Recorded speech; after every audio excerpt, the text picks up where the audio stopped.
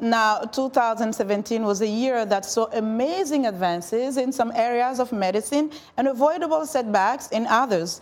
VOA's Carol Pearson has the highs and the lows in this report. One of the biggest gains in 2017 was in HIV/AIDS. The World Health Organization announced that more than half of those who have the HIV virus that causes AIDS are on medication to control the disease.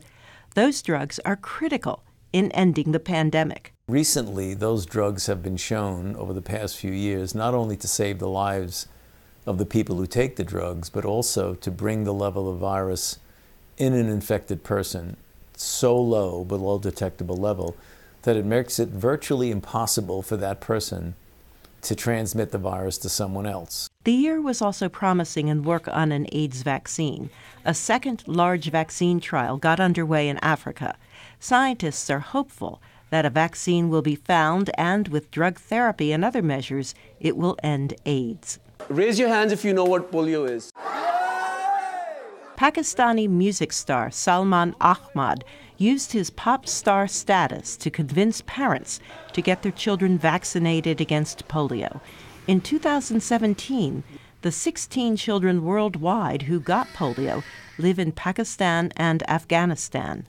The virus used to cripple thousands of children around the world each year. Can you take a deep breath? No. No? Okay. Just before World Immunization Week in April, Dr. Flavia Bustreo made a strong push for immunizations. Immunization and vaccines are the most powerful public health tool that we have. The biggest threat to vaccines is complacency and false information.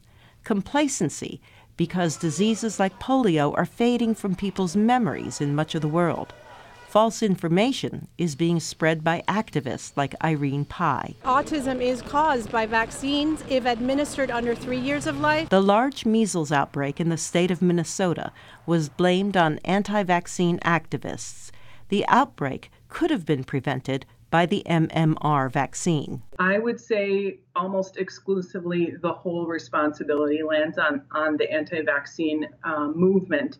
And the reason is misinformation and myths spread about a link between MMR and autism, which there is none, and science has proven that not to be true. In Europe, complacency was blamed for the deaths of 35 children who died after catching measles.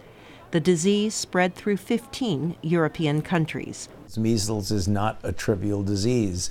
If you have a measles outbreak, a proportion of people are going to have serious complications. One vaccine that's making a difference for men and women is the HPV vaccine. The vaccine prevents most cervical cancers. It also prevents other cancers, including oral cancer caused by the human papillomavirus, or HPV. Globally, cervical cancer is the second most common cancer in women in developing countries. The vaccine reduces the spread of the HPV virus so effectively that agencies involved in public health and women's rights called for widespread use of the vaccine in developing countries. Carol Pearson, VOA News, Washington.